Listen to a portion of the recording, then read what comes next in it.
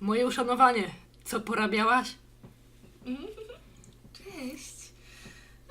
Wygrywałam wyścigi, jak zwykle. O wiele ciekawsze jest, co ty porabiałeś. Unikałem taty. O nie, o co znów poszło? To ci się spodoba. Budzę się, słonko świeci, straszliwy śpiewają na dachu. Schodzę sobie na śniadanko, przekonany, że świat jest piękny i co słyszę? Synu, musimy pogadać. Nie teraz, tato, czeka mnie cały dzień zbijania bąków. Co ty? Okej, po pierwsze, ja wcale tak nie mówię. Co to za postać jest? A po drugie, co ty tak nagle z tymi ramionami? Tak, rzeczywiście, wyjątkowo udana parodia. Nieważne. On swoje. Jesteś chlubą Berg, synu. I jestem z ciebie dumny. O, dzięki, tato. W sumie też jestem pod swoim wrażeniem. Weź, nie macham tak A rękami. co to było? Okej, dobra. No już. Koniec. Nie, poważnie. Jesteś już dorosły. Każdy wódz w życiu szuka swojego następcy, więc postanowiłem... Zrobić się wodzem. O bogowie, czkawka. To cudownie. Ej, bo uszkodzi sprężynę. Strasznie trudno ją wyregulować.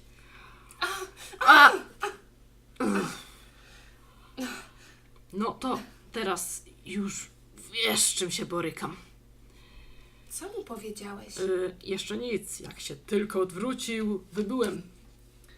No, to wielka odpowiedzialność. Mapa pójdzie w kąt i ja będę latać na szczerbatku, bo ty będziesz zajęty, ale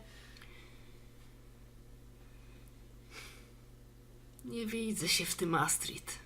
Wygłaszanie mów, planowanie, zarządzanie osadą to jego działka. chyba czegoś nie rozumiesz.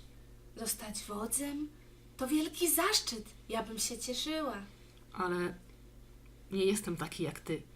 Ty dokładnie wiesz, kim jesteś. Zawsze wiedziałaś, a ja wciąż szukam.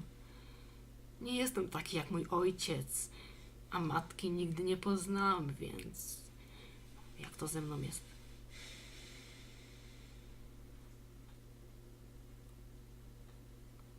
Tego, czego szukasz, nie znajdziesz tam, czkawka.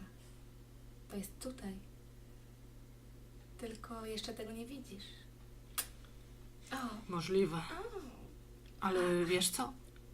Tam chyba jednak coś jest. czkawka.